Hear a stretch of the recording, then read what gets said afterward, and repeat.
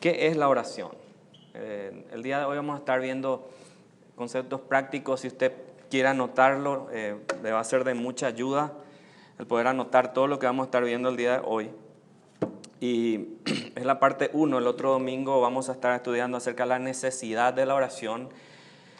El día de hoy vamos a hacer un contexto histórico, vamos a entender qué es la oración, vamos a entender para qué oramos, vamos a entender los métodos muchas veces que se utiliza, que vemos en la palabra, y vamos a ver como oración modelo, ¿verdad? El Padre Nuestro también. Entonces vamos a pedirle al Señor que Él nos dirija en este tiempo, más que nada hacia su palabra. Vamos a orar. Gracias, Padre, por este tiempo. Te pedimos, Señor, de que tú nos puedas bendecir el día de hoy, por sobre todo con tu sabiduría, y que tu Espíritu Santo, Señor, nos ilumine, nos muestre y, Señor, nos enseñe el día de hoy acerca de este tópico, este tema, Señor, que como cristianos, Señor, es primordial y fundamental en nuestras vidas. Oramos en el nombre de Jesús. Amén. Muy bien, entonces, hermanos, yo como les dije voy a estar dando algunas ideas generales de todo lo que es la oración. Nuestro estudio hoy no va a ser, como se dice, expositivo, sino que va a ser tópico, ¿verdad? Vamos a hablar acerca de la oración, vamos a mencionar varios pasajes bíblicos, vamos a explorar las escrituras acerca de este tema. Entonces, la oración en sí, hermanos, o la palabra oración, la palabra orar, aparece más de 310 veces en la Biblia. 310 veces en la Biblia. En el Antiguo Testamento solamente ocurre 170 veces. 170 veces. Y en el Nuevo Testamento 138. Lo cual nos demuestra qué cosa, hermanos, la importancia acerca de la oración. Y si ustedes se fijan, ¿cuántos libros tiene el Antiguo Testamento? 39, ¿verdad? O sea que en 39 libros se había mencionado 170 veces acerca de la oración. ¿Y cuántos tiene el Nuevo Testamento? ¿Cuántos libros tiene el Nuevo Testamento? Hagan la resta. 27, ¿verdad? Y en 27, ¿qué pasa? 138 veces se menciona acerca de la oración.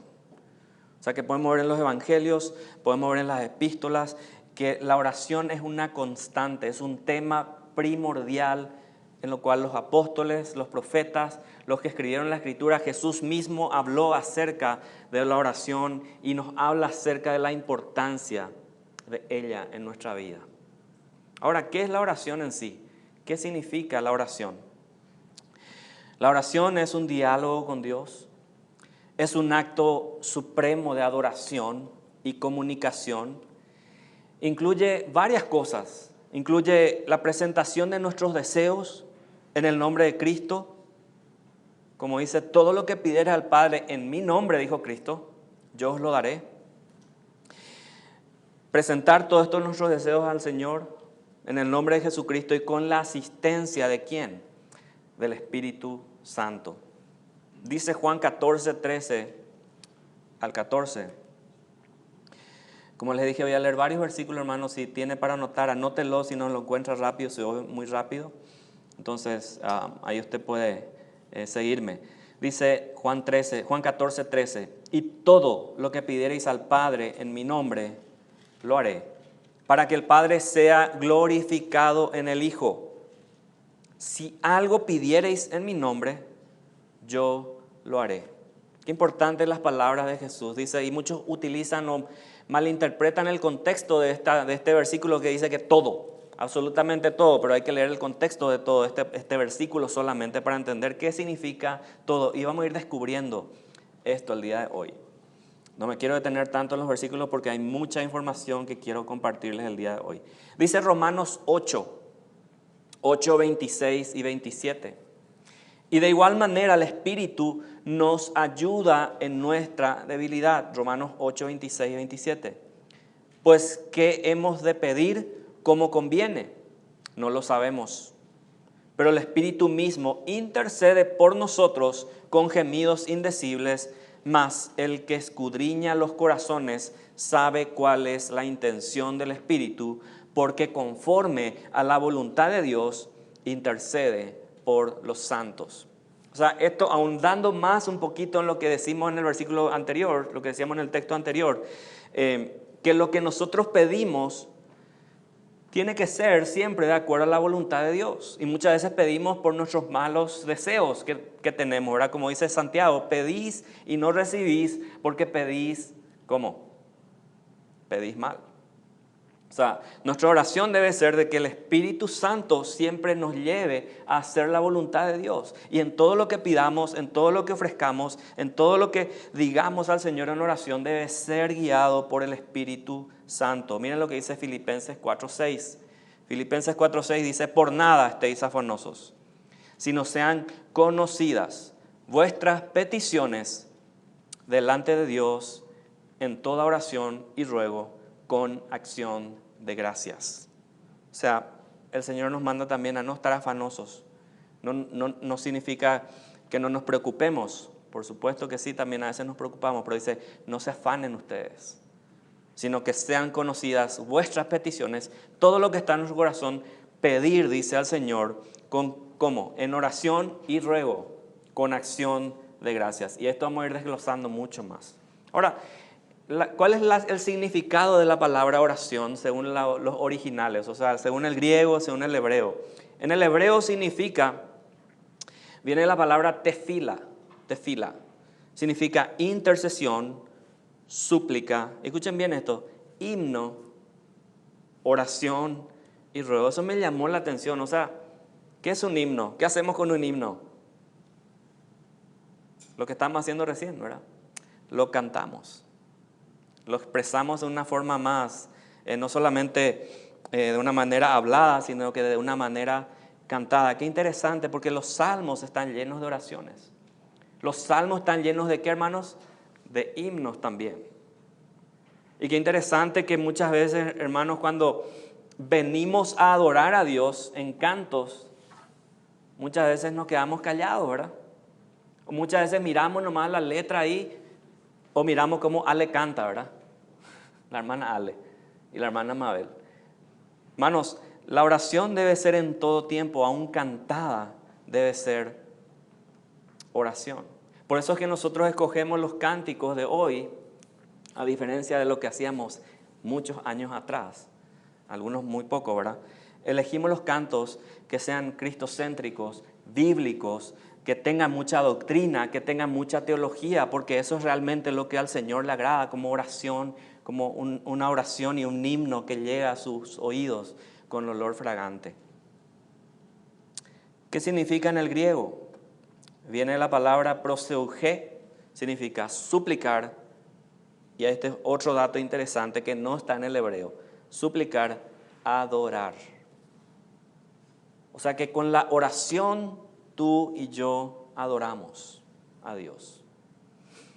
Muchas veces creímos en cierto tiempo, en cierta etapa de nuestras vidas, que adorar solamente era como, ¿verdad? Cantar y aplaudir y llorar y cerrar los ojos y levantar las manos. Solamente creíamos que era eso, el tema de adorar. No es eso, eso incluye mucho más. O sea, la palabra orar es más que eso, es adorar. Orar fervientemente también significa pedir. Estos son los significados de la palabra oración, tanto en el Antiguo Testamento y tanto en el Nuevo Testamento. Ahora, ¿dónde comenzó la oración? Vayan conmigo a Génesis 4:26.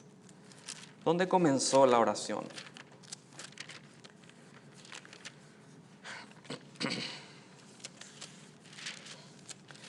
Sabemos la historia de la creación.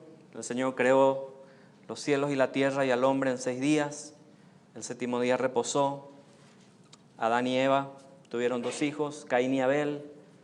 Caín mató a Abel y después se empezaron a procrear y a tener más, a ver más gente, a habitar más gente, a poblar la tierra. Y en Génesis 4:26 encontramos un detalle interesante. Dice el 26 del 4 de Génesis, capítulo 4 de Génesis, dice, y a Set también le nació un hijo y llamó su nombre Enos. Entonces los hombres comenzaron, y ahí está la palabra clave de hoy, a invocar el nombre de Jehová. Este concepto de invocar no solamente indica que están haciendo públicamente, sino que también es algo interno. Esa palabra invocar nos habla de una oración pública y privada. O sea que los hombres a partir de allí dice que comenzaron a ¿qué hacer? A invocar, a orar a Dios, tanto públicamente como privadamente.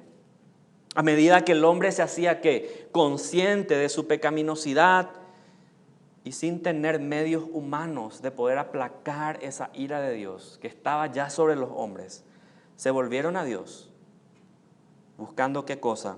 Misericordia y gracia, con la esperanza de la restauración de esa relación íntima que se perdió, ¿dónde? En Edén. Entonces el hombre ahí comenzó a, ¿qué dice? A invocar el nombre de Jehová, a invocar el nombre de Elohim. Ahora, la oración en el Antiguo Testamento, hermanos, está relacionada con el sacrificio en el templo. Este es un contexto histórico que les voy a dar ahorita. Y después del año 70, después de Cristo, los rabinos llegaron a sostener que la oración era el mejor sacrificio. En la sinagoga, la oración llegó a ocupar el lugar del sacrificio. ¿Se acuerdan qué era el sacrificio? El corderito, como siempre decimos, el corderito sacrificado para las culpas, los pecados del pueblo. Y eso dice que en el año 70 los rabinos dijeron que lo mejor o el mejor sacrificio era la oración. Y aunque nosotros vemos que en la Biblia, hermanos, no existe un orden al respecto, el judío acostumbraba a orar 3 veces al día. Miren lo que dice Salmo 55, 17. Salmo, David dice, tarde y mañana y a mediodía oraré y clamaré y Él oirá mi voz. Tarde y mañana y a mediodía oraré. ¿Cuántas veces hablamos ahí? Tarde, mañana y a mediodía oraré, dice, y clamaré al Señor y Él oirá mi voz. Salmo 55, 17. Otro pasaje que afirma lo que estamos diciendo, Daniel 6:10. Daniel capítulo 6, versículo 10 dice, cuando Daniel supo que el edicto había sido firmado, entró en su casa y abiertas las ventanas de su cámara que daban hacia Jerusalén, se arrodillaba 3 veces al día y oraba y daba gracias delante de su Dios como lo solía hacer antes. O sea, está hablando de una frecuencia en este momento. ¿Cuántas veces oraban los judíos? 3 veces. ¿Cuáles eran esas horas de oración? Según la Escritura, vamos a ver varios pasajes. Vayamos a Hechos 2:15. Y vamos a quedarnos en Hechos un ratito para explicar un poquito esto. Miren, Hechos 2:15 dice lo siguiente. Las horas de la oración eran la hora tercera. La hora tercera era más o menos a las 9 de la mañana. Y Hechos 2:15 nos dice... miren lo que pasaba cuando era el primer discurso de Pedro. Dice, vamos al 14, dice, entonces Pedro poniéndose en pie con los 11 alzó la voz y les habló diciendo, varones judíos y todos los que habitáis en Jerusalén, esto os sea notorio y oíd mis palabras, porque estos no están ebrios, como vosotros suponéis, puesto que es la hora tercera del día. O sea, está hablando Pedro ahí de que son las 9 de la mañana. ¿Cómo ustedes van a decir que esta gente está ebria? Eso es básicamente lo que estaba diciendo. Esa era la hora tercera. La hora sexta, vamos a Hechos 10:9. Miren lo que dice Hechos 10:9. Acerca de los horarios estamos viendo ahorita.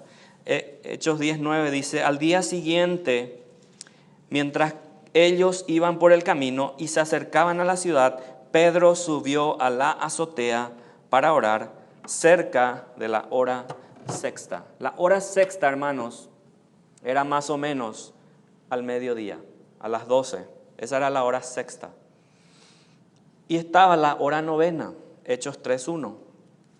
Hechos 3:1 dice, Pedro y Juan subían juntos al templo a la hora novena. ¿Qué dice el versículo 1? La de la oración. O sea, ustedes se van a dar cuenta entonces que Las 3 horas de oración, o los 3 tiempos que oraban los judíos eran la tercera, la hora sexta y la hora novena, o sea, a las 9 de la mañana, al mediodía y a las 3 de la tarde. Ahora, ¿cómo lo hacían ellos? Al orar se acostumbraba ¿a qué? A mirar hacia Jerusalén o a apuntar la vista hacia Jerusalén, como vimos, como lo hacía Daniel en Daniel 6:10. Dice que él oraba y sus puertas, las ventanas, dice que daban ¿hacia dónde? Hacia Jerusalén. Miren lo que dice 2 de Crónicas 6:34. Dice, si tu pueblo saliera a la guerra contra sus enemigos, por el camino que tú le enviares, y oraren a ti, es hacia esta ciudad que tú elegiste, hacia la casa que he edificado a tu nombre. O sea que en cierta manera había un mandato del Señor a poder apuntar la vista ¿hacia dónde? Hacia Jerusalén. O sea, eran prácticas judías. Eran las formas y las prácticas que ellos lo hacían. Cuando la oración, hermanos, se hacía en los atrios del templo, el rostro se volteaba o se miraba, se tornaba hacia el templo mismo, desde el atrio. Ambas costumbres, la de la hora fija de la oración, la tercera, la novena, la novena, la tercera, ¿cuál le dije ya? La otra. La sexta, ¿eran qué? Eran prácticas que los judíos implementaron, pero que también, ¿qué pasaba? Los primeros cristianos comenzaron a practicarlo. Entonces, la oración no solo se practicaba en el templo, sino que también se hacía en las casas, en los lugares apartados. Lucas 1:10. Cuando se oraba en la casa, generalmente, hermanos, se usaba la habitación de la planta alta, como vimos hace rato en Hechos 19, que Pedro subió, dice, ¿a dónde? A la azotea para orar. ¿Y cómo se denominaba ese lugar? Se llamaba el aposento alto. El aposento alto. Y la posición usual para orar era ¿cómo? Era de pie. En algunos casos también era arrodillado. Miren lo que dice Mateo 6:5. Cuando ores, no sea como los hipócritas, porque ellos aman el orar en pie en las sinagogas y en las esquinas de las calles. ¿Para cómo? Para ser vistos de los hombres. De cierto os digo que ya tienen su recompensa. Hechos 21:5 también nos muestra algo. Cumplidos aquellos días, dice, salimos acompañándonos todos con sus mujeres e hijos hasta fuera de la ciudad y puestos de rodillas oramos. O sea, eran formas, eran estilos de oración. Ahora, ¿cómo lo implementamos eso? Vimos el contexto histórico, qué significa, cómo lo practicaban los judíos. Ahora, ¿cómo lo transportamos eso a nuestra vida normal, a nuestra vida diaria? Ahora, ¿con qué frecuencia, hermanos, debemos nosotros, como cristianos, de orar? Muchas veces oramos a las carreras, como se dice, a la mañana temprano, ni te da tiempo en el carro, ¿verdad? Y no digo que está mal, por supuesto, hay que orar en todo tiempo, pero, hermanos, hay que apartar un tiempo para orar. Decir, de 7 a 8 es el tiempo de mi oración. O de 8 a 9 es el tiempo que yo voy a estar orando. En el Nuevo Testamento vemos que el mandato de orar es todo el tiempo. Todo el tiempo. Miren lo que dice Lucas 18:1 acerca de Jesús. Jesús le está diciendo algo. Lucas 18:1 dice lo siguiente. También les refirió Jesús una parábola, o sea, una enseñanza, una ilustración sobre la necesidad de orar. ¿Cuánto tiempo? ¿Qué dice sus Biblias? Lucas 18:1. Sobre la necesidad de orar, ¿cuánto tiempo? ¿Cuántas veces? Siempre. Y por sobre todo dice, y no desmayar. O sea, orar siempre y no desmayar. Muchas veces oramos y pedimos cosas al Señor, muchas veces que quizás lo hacemos una vez y ya estuvo y ya como que decaemos, ¿verdad? O pedimos, Señor, dame fortaleza, y oramos 2 veces y después de repente desmayamos. Miren lo que dice Efesios 6:18.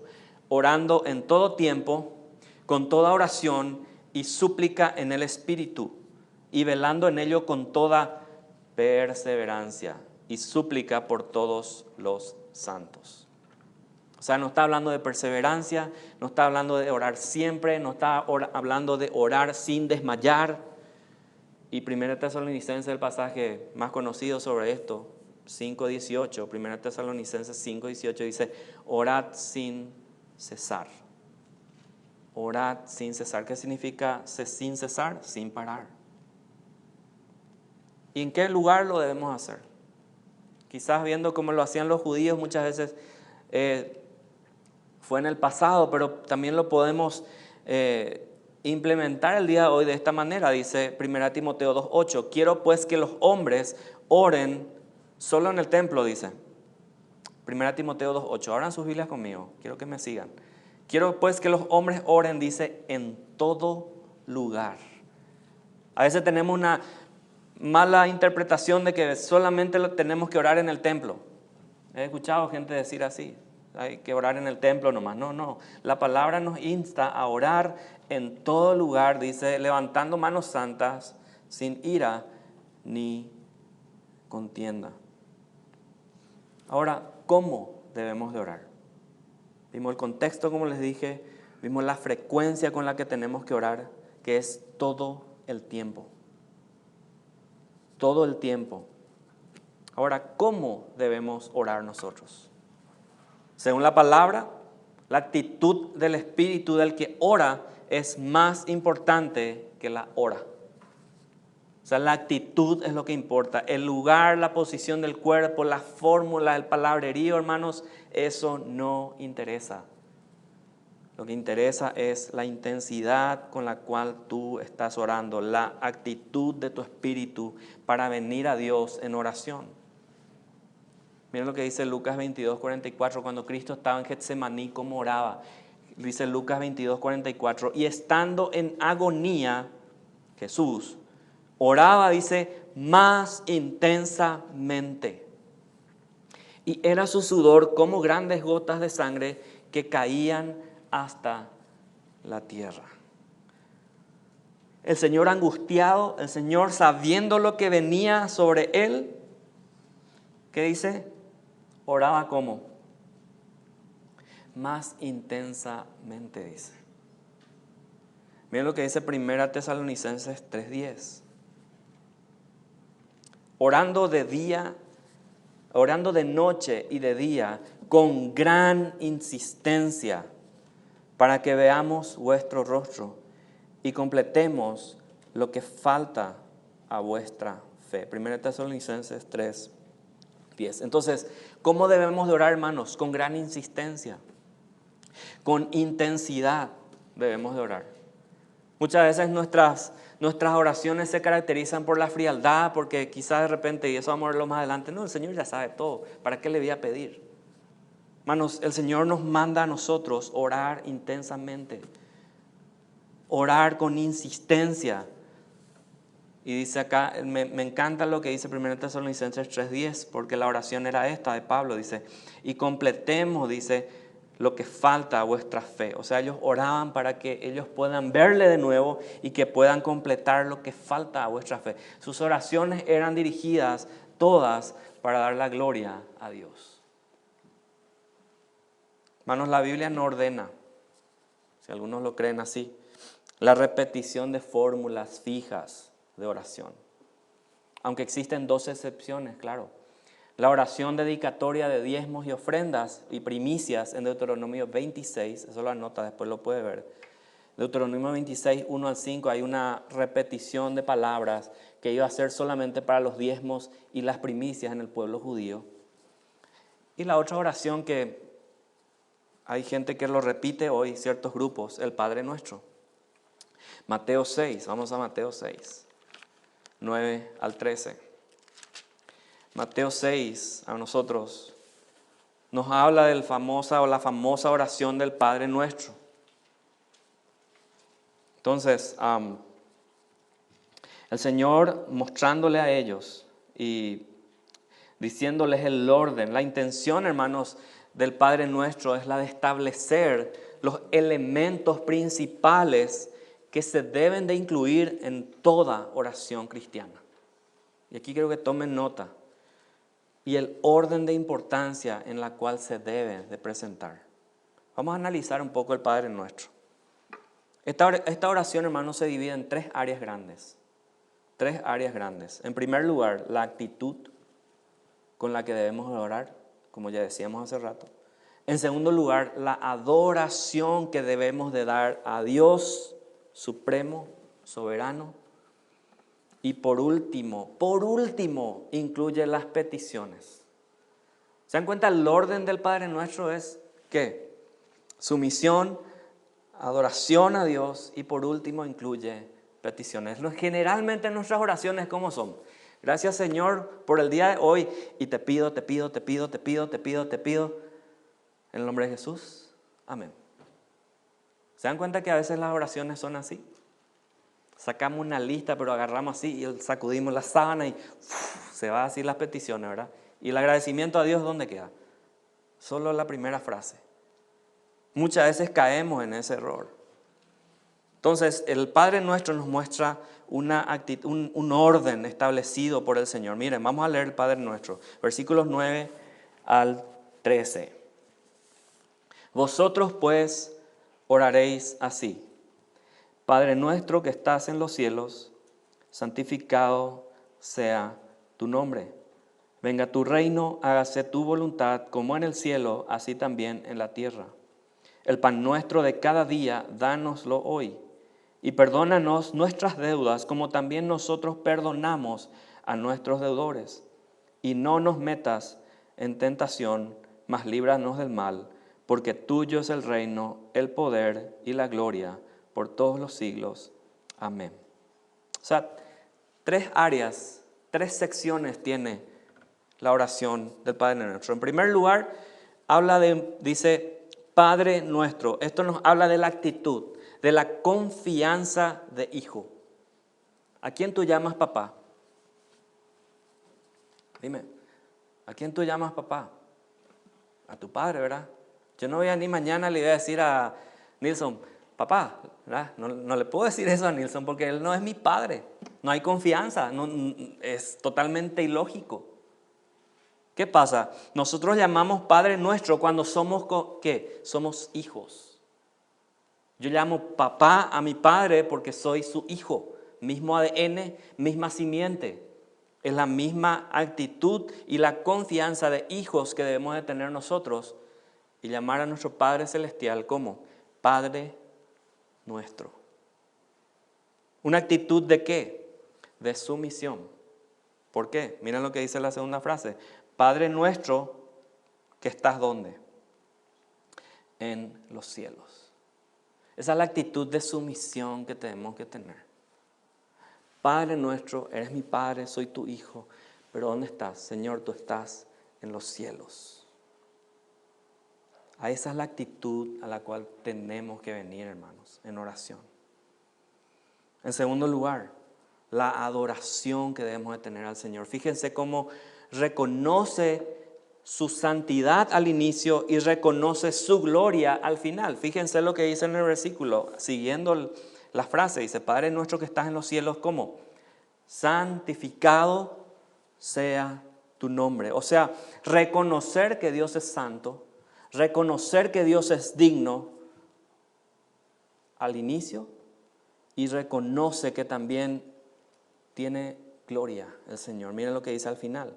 Porque tuyo es el reino y el poder y la gloria por todos los siglos. Amén.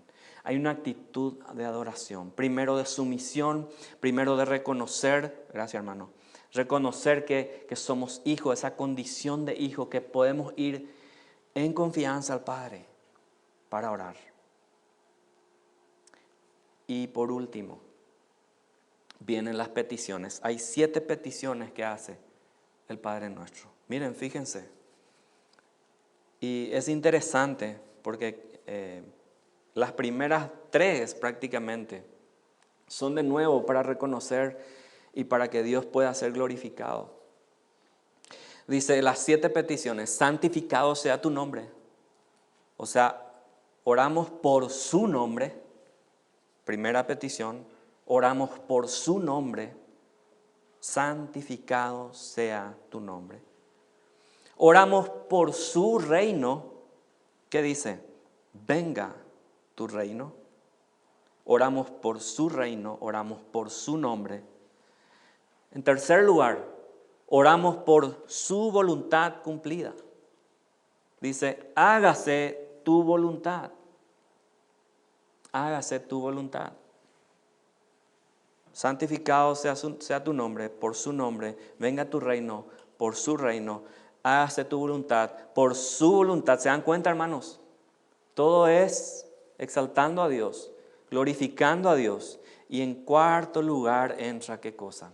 Ahí entran las peticiones materiales, miren. Cuarto lugar, por su provisión diaria. Dice, el pan nuestro de cada día, dánoslo hoy. Ahí recién entra, ¿qué? Las peticiones personales. Las peticiones que quizás hacemos materialmente al Señor. Muchas veces nuestras oraciones están cubiertas de peticiones. Y yo no digo que está mal, hay que orar por las peticiones, hay que orar por los enfermos, hay que orar por la gente que está en necesidad. Pero hermanos, el orden está establecido. Y dar a Dios la gloria en todo tiempo. Y luego entrar a pedir cosas. Dice, esta es una provisión material, dice, por su provisión diaria. La quinta petición, miren lo que dice, perdónanos nuestras deudas. O sea, la quinta petición es por su perdón. Perdona nuestras deudas como también perdonamos a nuestros deudores. O sea, está hablando de material y está hablando en esta ocasión del perdón de Dios hacia nosotros por nuestros pecados. En sexto lugar, dice, no nos metas en tentación. ¿Cuál es la sexta petición? Por su fortaleza en nuestra debilidad. ¿Cuántos son débiles aquí?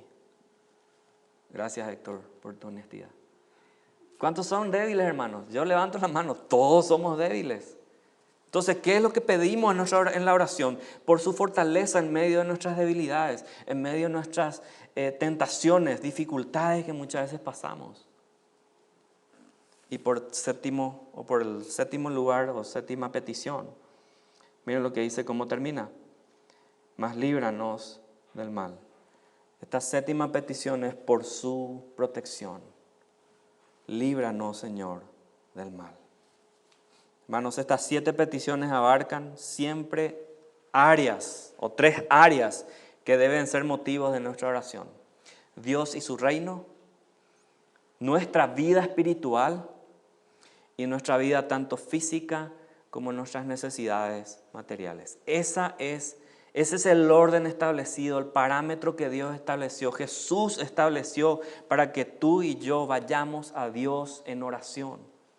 Ahora, ¿cuál es el contraste del día de hoy? ¿Cuál es la oración en el día de la actualidad? ¿Cómo se ora actualmente? En cambio, a todo lo que hemos visto hoy, la oración en muchas iglesias evangélicas del día de hoy se ha convertido en una fórmula mágica para conseguir sus ambiciosos deseos. Los decretos, las declaraciones, las proclamaciones, los arrebatos. Incluso hay una canción que se llama Arrebato, ¿verdad? Y muchas más otras frases, clichés, yo le digo, están a la orden del día en las iglesias. Hermanos, ¿cuál es el problema con esto? La gente decreto bendición para tu vida, dice. ¿Qué nos creemos, Dios? Dice, declaramos esto y que mañana vas a tener un trabajo. ¡Wow! Profetas somos también ahora, ¿verdad? Hermanos, todas estas frases, escuchen bien, todas estas frases que ustedes escuchan en las iglesias el día de hoy reducen la soberanía de Dios y hacen al hombre dueño de todo y con poder para obtener todo lo que pide con su boca. Ese es el problema de las oraciones el día de hoy. Y mucho de eso está en las iglesias con tinte carismático y pentecostal.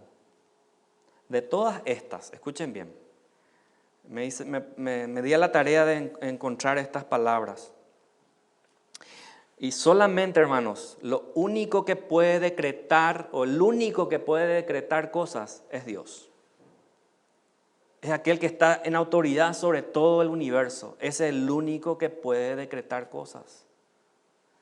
Como cristianos, lo único que podemos declarar son 2 cosas. Vayan conmigo a Salmo 32:5.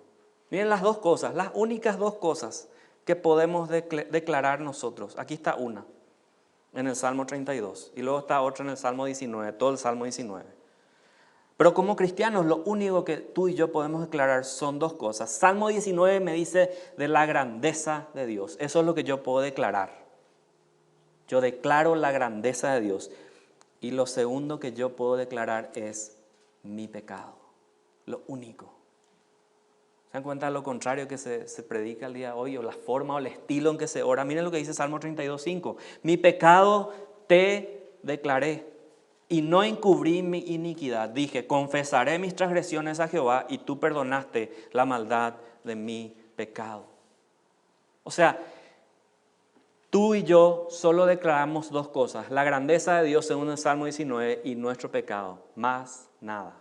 Tú no puedes declarar que vas a tener una casa. Tú no puedes declarar que vas a tener una bendición tan grande. Tú no puedes declarar absolutamente nada. Solamente estas dos que te mostré según la palabra. Ahora, ¿qué es lo que proclamamos tú y yo? Lo único que podemos proclamar es su palabra, no la nuestra. Cuando predicamos, cuando nos subimos aquí a predicar, estamos proclamando la palabra de Dios, no la nuestra. Y el único que hará un arrebato algún día será Dios en el día final cuando lleve a su iglesia a morar con Él. Tú y yo no arrebatamos absolutamente nada. Hermanos, la iglesia moderna ha sustituido la frase hágase tu voluntad por decretamos nuestra voluntad. ¿Se dan cuenta cuán errados están mucha gente?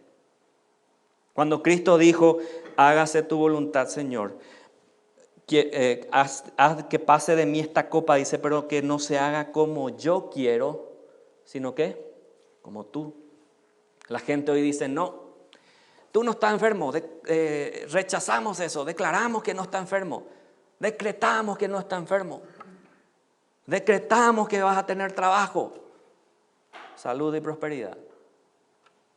Hermanos, esa actitud, como les dije, desafía a un Dios soberano. Y se hace uno ponerle como al tú a Dios. ¿Quién nos creemos nosotros para orar de esta manera? ¿Quién te crees tú, amigo pentecostal, para orar de esta manera? ¿Quién te crees tú para dirigirte a un Dios altísimo y decirle decreto o declaro o proclamo o arrebato? Hermanos, estamos o están muy errados. Ahora, ¿qué hacemos como iglesia nosotros? ¿Qué hacemos nosotros como iglesia? Debemos de volver al modelo bíblico de la oración. Buscar un equilibrio, no aparentar como los legalistas fariseos con su extrema tradición y hacer todo muy riguroso de repente, ni tampoco caer en el extremo, hermanos, pentecostal carismático que piensan que por su palabrería serán oídos. De ninguna manera. Hay que buscar un equilibrio. ¿Cómo hacemos este equilibrio? Les mostré el Padre Nuestro. Ahora, debemos de entender una cosa, que la oración incluye también estas 4 áreas. Adoración, por la que expresamos nosotros nuestro sentimiento de la bondad y la grandeza de Dios, según Daniel 4, 34 y 35.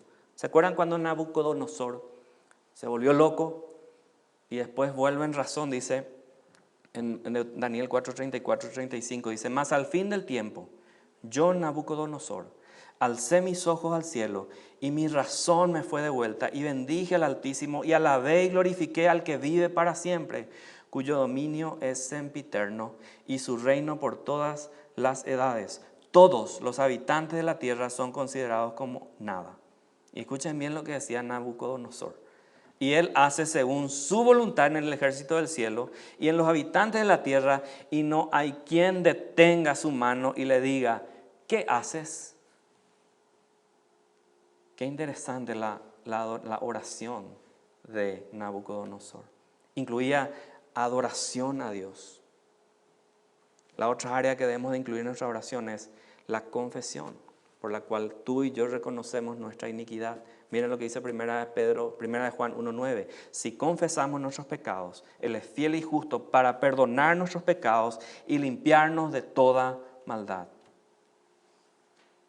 Suplicamos, pedimos perdón, gracia cualquier otra bendición. Dice Mateo 7:7, pedid y se os dará, buscad y hallaréis, llamad y se os abrirá. Por nada estéis afanosos, sino sean conocidas vuestras peticiones delante de Dios en toda oración y ruego con acción de gracias. ¿Se dan cuenta? Adoración a Dios, confesión a Dios y en tercer lugar, intercesión. ¿Qué significa intercesión? Es con la que rogamos por otros. Muchas veces hay gente que nos dice, pastor o hermano o hermana, ore por mí. ¿Cuántas veces han orado por gente que a usted le dijo, ore por mí? Levante la mano. ¿Cuántas veces han orado? Gracias por la sinceridad. Muchas veces no oramos. Yo también me incluyo a veces. Hermanos, somos seres humanos, caemos, tenemos debilidades y nos olvidamos, se nos pasa. La intercesión, hermanos, es algo que la palabra nos muestra que debemos hacer unos por otros. Santiago 5:16 dice, confesaos vuestras ofensas unos a otros y orad unos por otros. Debemos de orar unos por otros para que seáis sanados. La oración eficaz del justo puede mucho. ¿Y cuál es la cuarta área? Acción de gracias. Acción de gracias al Señor. Adoración, confesión, intercesión, acción de gracias. Dice 1 Tesalonicenses 5:18, dad gracias en todo, porque esta es la voluntad de Dios para con vosotros en Cristo Jesús. Ahora, la pregunta surge. Esta pregunta ya, yo creo que se habrán hecho más de uno. Yo también ya me la hice muchas veces. ¿Por qué orar si Dios sabe lo que sus hijos necesitan antes de que se lo pidan? Y si Él ya tiene un plan para cada uno. ¿Por qué orar si Él ya sabe todo? ¿Por qué estas cosas no ocurren ya automáticamente? Si Dios conoce todo mi corazón, yo ya me siento en el sofá y estoy ahí. Vivo toda la vida acostado en el sofá sin orar. Hermanos, la Biblia nos enseña que debemos de orar. Porque aun cuando Dios sabe todas las cosas, Él ha establecido intervenir en ellas generalmente, escuchen, en respuesta a la oración de sus hijos. Si bien es cierto, Dios cumplirá su propósito, pero también cuando oramos es que Él interviene en esa petición, en esa respuesta que estamos esperando de Él. Además, hermanos, de esta manera se le impone al creyente, ¿qué cosa? Cierto grado de responsabilidad. Se le impone al creyente y se le permite desarrollar, crecer espiritualmente y establecer un orden de prioridades. La oración no tiene como fin decirle a Dios lo que Él tiene que hacer, ni cómo debe hacerlo. El Señor es soberano en sus planes, pero a través de la oración, el hombre, escuchen bien, el hombre conoce su voluntad, la voluntad de Dios. La acatamos y nos capacita para llevarla a cabo en nuestras vidas. Para eso oramos tú y yo. Dios es soberano, sí. Conoce todo, sí. Él sabe lo que va a pasar mañana, sí. Él sabe lo que va a pasar aquí a 10 años, sí sabe. Hermanos, nosotros somos los que estamos en necesidad de orar y de clamar a Dios y de pedirle a Dios las cosas. ¿Por qué algunas oraciones supuestamente no son contestadas? En realidad sí, Dios contesta todas las oraciones. Todas las oraciones. Lo que sucede muchas veces es que la respuesta es no. Y siempre solemos decir esto, hay 3 respuestas que Dios da en respuesta a nuestras oraciones. Sí, lo cual a veces nos gusta a todos, ¿verdad que sí? Cuando pedimos cosas y se cumple al otro día, wow, gracias Señor, ¿verdad? O Dios cubre una necesidad que estábamos atravesando y a veces no, lo cual a muchos no nos gusta el no de Dios. ¿A cuántos les gusta el no de Dios? Yo creo que no van a levantar la mano, ¿verdad? Y la tercera respuesta que Dios da es espera. Y ese esperar es que muchas veces a nosotros nos hace crecer, nos hace desarrollar nos hace entender y nos hace también a nosotros madurar para ir entendiendo sus propósitos. Hermanos, a veces Dios explica por qué de su negativa. En Deuteronomio 3, 23, 26, algo ruega Moisés al Señor y el Señor le dice, basta, no quiero hablar más sobre este asunto, dice. El Señor hablándole a Moisés. Hermanos, si el que ora tiene absoluta fe en el amor de Dios, en la justicia de Dios, en la sabiduría de Dios, la omnipotencia de Dios, escuchen bien, va a estar capacitado no solo para aceptar las respuestas negativas que Dios da a nuestras oraciones, o el silencio de Dios que muchas veces ocurre, sino que eso nos va a ayudar a salir triunfante aún frente a los casos más desconcertantes que pueden suceder en nuestras vidas. Juan el Bautista era un hombre lleno de el poder de Dios. Y dice el Señor que no se levantó otro profeta más, ni se levantará como él, dice. Y después de unos días, ¿qué pasa con Juan el Bautista? Si alguien conoce la historia, ¿qué pasó? Muere decapitado por Herodes. Y te quedas así, ¿what? ¿Qué pasó aquí? Hermanos, el que ora enfrenta en ciertas ocasiones grandes obstáculos. Muchas veces es la personalidad de uno, nuestras preocupaciones a veces nos impiden orar. A veces la limitación del tiempo, estamos muy ocupados, muy atareados. Hay un ambiente tenso quizás que no nos deja orar. Pero tenemos que entender que al entrar en el campo de la oración, hermanos, entramos a un campo espiritual en el cual batallamos con fuerzas de maldad. Vamos a Mateo 4 y con esto terminamos. Mateo 4. Cuando el Señor comienza a orar,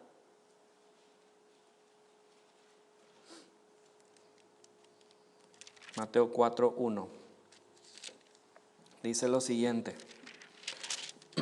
Un ratito quiero ver otro. Lucas, vamos al mismo relato en Lucas 4.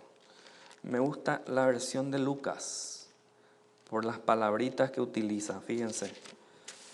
Lucas 4, 1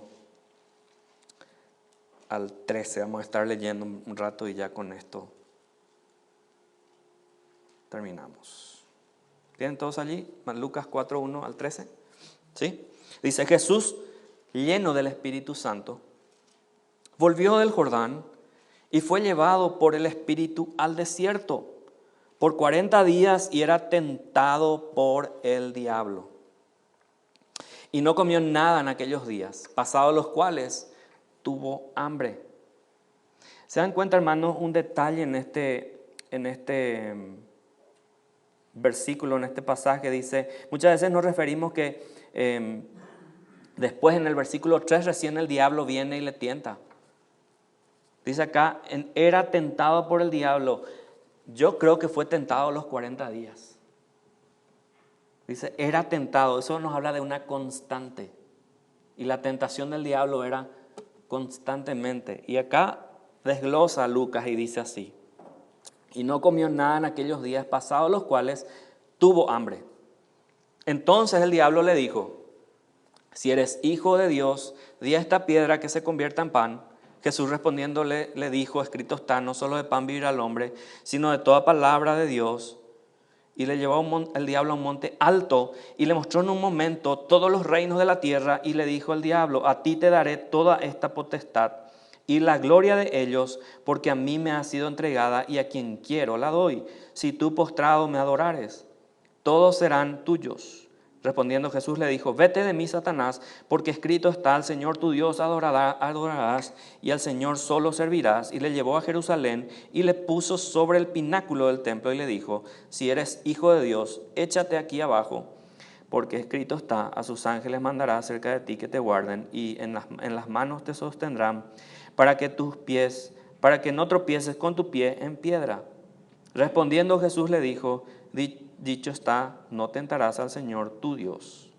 Y cuando el diablo hubo acabado toda tentación, se apartó de él. ¿Cuánto tiempo dice?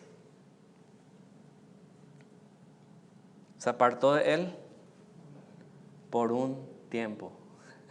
Hermanos, si Jesús, el Hijo de Dios, era tentado, aun cuando oraba y ayunaba, ¿cuánto más tú y nosotros que somos hijos de Dios seremos tentados?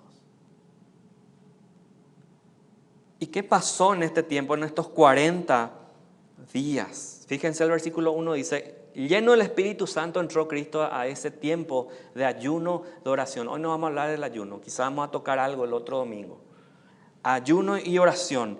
Y en el versículo 14, cuando terminó todo esto, dice: y Jesús volvió, ¿cómo? ¿Debilitado? Dice. ¿Qué dice sus Biblias? Volvió en el poder del Espíritu a Galilea, y se difundió su fama por toda la tierra de alrededor, y enseñaba en las sinagogas de ellos, y era glorificado por todos. ¿Qué pasó con Cristo? Era tentado, pero en medio de esa tentación buscaba ¿a quién? Buscaba a su Padre Celestial. Como tú y yo lo tenemos que hacer mucho más, hermanos, el día de hoy. En esta lucha, la única garantía de triunfo en la oración viene del auxilio del Espíritu Santo. El auxilio del Espíritu Santo. Dice, el Espíritu Santo es el que nos ayuda en toda esta nuestra caminata y batallar de la oración. ¿A cuánto se le hace difícil muchas veces orar? A mí se me hace difícil muchas veces orar. A todos se nos hace difícil orar. Pero dice la palabra que es la necesidad de orar todo el tiempo, lo dijo Jesús. Efesios 6:18, y con esto vamos terminando. Efesios 6:18 dice lo siguiente. Ya lo leímos, pero vamos a recalcar un poquito más. Efesios 6:18 dice: orando en todo tiempo con toda oración y súplica. ¿En quién? En el Espíritu. Y velando en ello con toda perseverancia y súplica por todos los santos. Hermanos, que realmente comprendamos hoy una cosa: el sentido y la importancia de la oración en nuestras vidas como creyentes. Sin la oración somos débiles. Necesitamos comunicarnos con Dios diariamente, de una manera fiel, de una manera constante, de una manera perseverante. Y este es un detalle interesante. Él no necesita que tú ores. Nosotros lo necesitamos a Él. ¿Cuántos están de acuerdo con eso? Nosotros necesitamos de Él. No podemos estar desconectados de nuestra fuente de vida y salvación. Si no oramos, hermanos, aparentamos piedad. Y si por cumplir un requisito o un ritual oramos, también aparentamos piedad. Debemos de orar con la misma intensidad que Cristo oraba a su Padre Celestial. Si nos llamamos cristianos, ¿cuántos nos llamamos o nos hacemos llamar cristianos? Pero que todos somos seguidores de Cristo. Seguimos las pisadas del Maestro. El Maestro oraba, pues nosotros sus discípulos aún más tenemos que orar y pasar tiempo en oración. Mucho enfatizamos el volver a la Escritura, el estudiar teología, pero hermanos, volvamos a la oración, así como tanto predicamos el volver a las Escrituras. Tenemos que volver a la oración. La iglesia cristiana necesita volver, y muchas veces el pueblo reformado, que somos un sector muy, ¿cómo se le dice? Una élite, ¿verdad? En la teología, en la doctrina.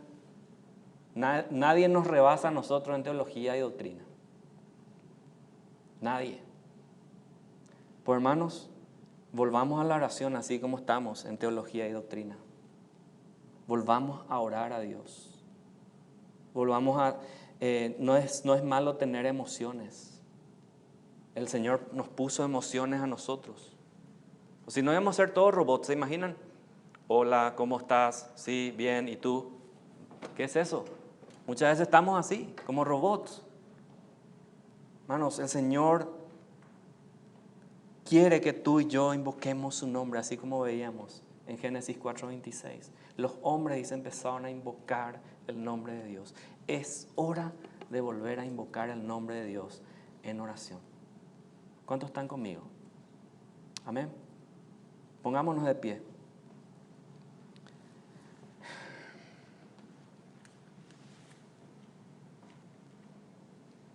Vamos a orar.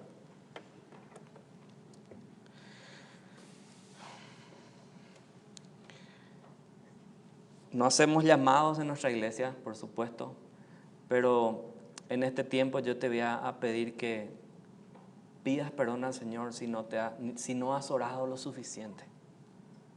Pide perdón a Dios. Es hora, hermanos, de hacer un alto y volver a empezar, como se dice. Buscar más a Dios en oración. Si este es tu caso, yo creo que es el caso de todos, ¿verdad? Me incluyo. Pidamos perdón al Señor y volvamos a comenzar. Seamos hombres y mujeres de oración. Seamos una iglesia que ora. Seamos una iglesia que está en comunión con su Padre Celestial. No podemos avanzar un solo paso sin oración. Quiero que todos inclinen su rostro, hermanos, y cierre tus ojos allí donde estás. Y ora a Dios. Pídele perdón. Vuelve hoy a tener esa comunión, esa intimidad con Él. Volvamos, hermanos, a ese tiempo. Oramos. Padre, gracias, Señor, por este día. Gracias, Padre, por tu palabra, Señor. Gracias, Padre, porque hoy hemos sido confrontados, Señor. Y hemos visto, Señor, la necesidad de orar todo el tiempo. Perdónanos, Señor. Perdónanos porque somos débiles. Somos inconstantes.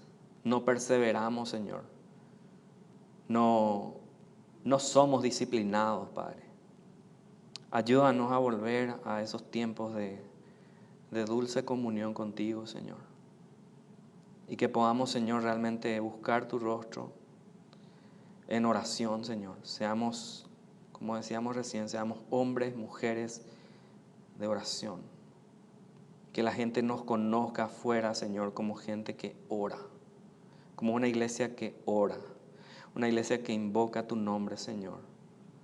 No solo de labios para afuera, sino que realmente siente, Señor, esa pasión por orar y por estar en comunión contigo. Padre, ayúdanos y te pedimos, Señor, así como Cristo era fortalecido en medio del desierto, en las tentaciones, Señor, nos fortalezcas el día de hoy y nos ayudes, Señor, a pasar más tiempo orando hacia ti, Señor. Gracias, Padre, porque eres bueno. Gracias, Padre, porque eres un Dios que a tus hijos, Señor, das oportunidades de arrepentimiento y de hacernos volver a ti, Señor. Y que este día sea un tiempo en que podamos realmente volver a ti, Señor. Perdona nuestros pecados, perdona nuestra frialdad, Señor. Y ayúdanos a tener ese fuego del Espíritu Santo. Aviva el don de Dios que está en nosotros, Señor. Gracias, Padre, por este tiempo. Oramos a ti, Señor, en el nombre de Cristo Jesús, nuestro Señor y Salvador.